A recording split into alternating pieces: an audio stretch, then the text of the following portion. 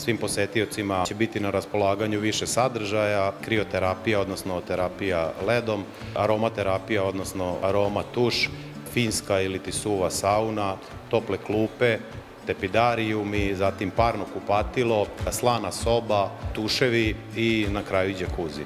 Uz korišćenje spa centra, odnosno uz kupovinu ulaznice za spa centar, građani će moći da koriste i mali i veliki bazen u okviru zatvorenog gradskog bazena.